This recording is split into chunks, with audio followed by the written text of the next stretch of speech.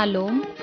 जिवंत गोड येशूच्या नावात आपल्या सर्वांचे मार्गाकरिता प्रकाश कार्यक्रमात सहर्ष स्वागत करीत आहोत.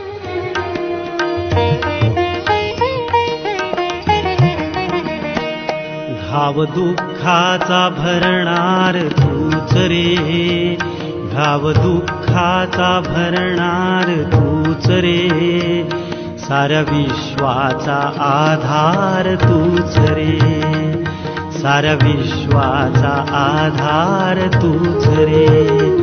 घाव दुःखाचा भरणार तूच रे, साऱ्या विश्वाचा आधार तूच रे.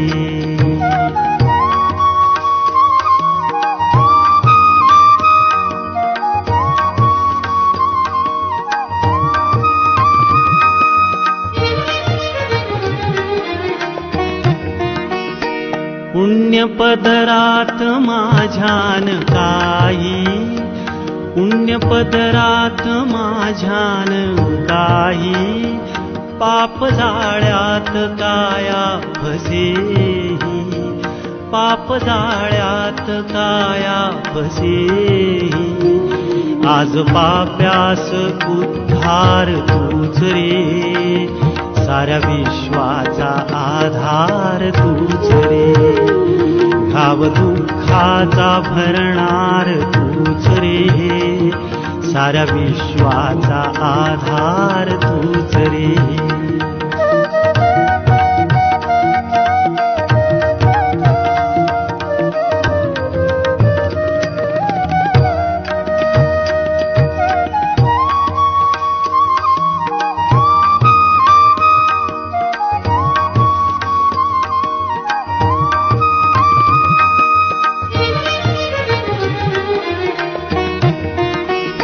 गुंतुनी मोह पाशात स्वामी, गुंतुनी मोह पाशात स्वामी, दूर गेलो तुझ्या पासूनी मी, दूर गेलो तुझ्या पासूनी मी. तरी दीनास स्वीकार तूच रे, साऱ्या विश्वाचा आधार तूच रे.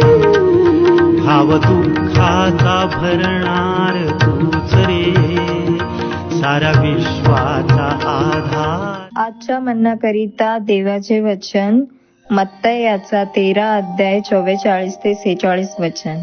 मत्तई याचा 13 अध्याय 44 ते 46 वचन.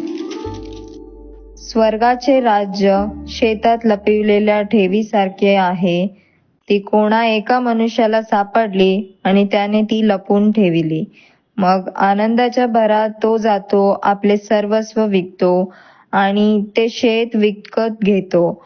आणखी स्वर्गाचे राज्य चांगल्या मोत्यांचा शोध करणाऱ्या कोणा एका व्यापाऱ्यांसारखे आहे.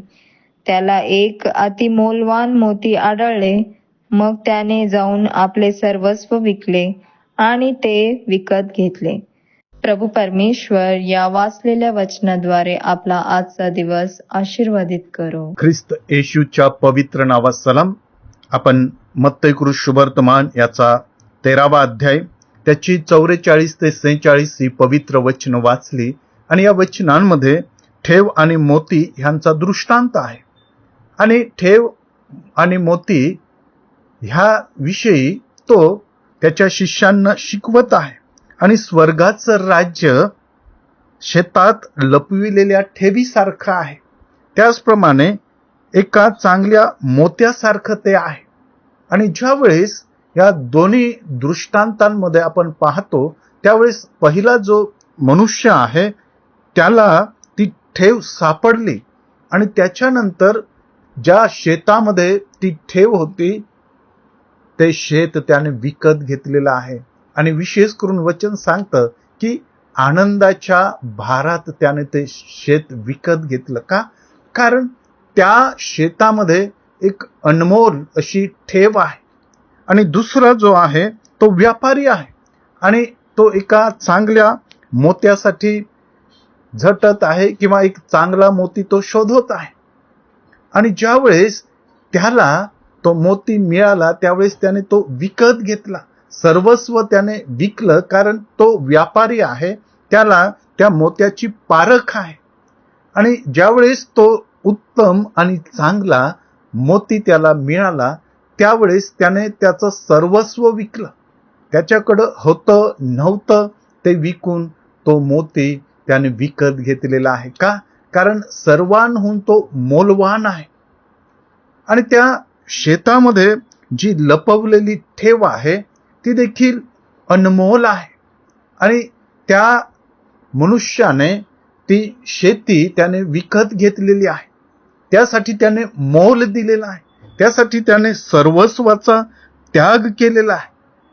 आणि सर्वस्वाचा त्याग करून त्या दोघांनी, एकाने शेती घेतली, एकाने मोती घेतलेला आहे. या ठिकाणी प्रभू येशू ख्रिस्त शिष्यांना त्या स्वर्गीय राज्याविषयी सांगत आहे. कारण देवाचं वचन सांगतं की मनुष्याने सर्व जग मिळवलं आणि आपल्या आत्म्याचा नाश करून घेतला तर त्याचा त्याला काय लाभ? होय माझ्या प्रियांनो, स्वर्गीय राज्य जर आपल्याला पाहिजे आहे तर आपण सर्वस्वाचा त्याग केला पाहिजे आणि स्वर्गीय राज्यासाठी आपण झटलो पाहिजे.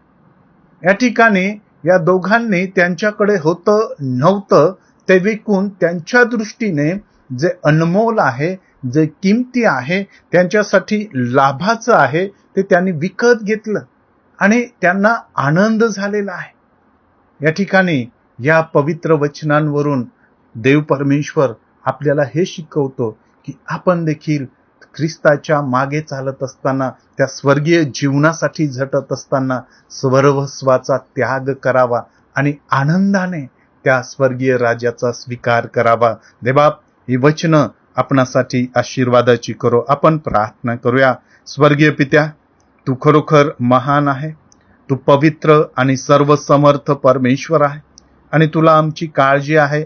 यासाठी की आम्ही या भूतलावरचं जीवन जगत असताना सदैव त्या स्वर्गीय राज्याकडे पाहावं, ते स्वर्गीय राज्य मिळवण्यासाठी झटावं.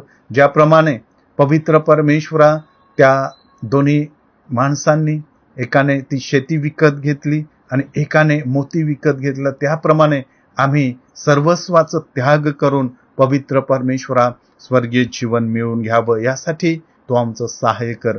प्रभू येशूच्या नावात मागतो म्हणून तो ऐक. आमेन. तूच रे साऱ्या विश्वाचा आधार तूच रे, साऱ्या विश्वाचा आधार तूच रे, साऱ्या विश्वाचा आधार तूच रे. घाव दुःखाचा भरणार तूच रे, घाव दुःखाचा भरणार तूच रे, साऱ्या विश्वाचा आधार तूच रे, साऱ्या विश्वाचा आधार तूच रे, साऱ्या विश्वाचा आधार तूच रे. माझ्या दुःखात माझे सांत्वन हे आहे की तुझे वचन मला नवजीवन देते. आमचा टोल फ्री नंबर 1800-2700-333.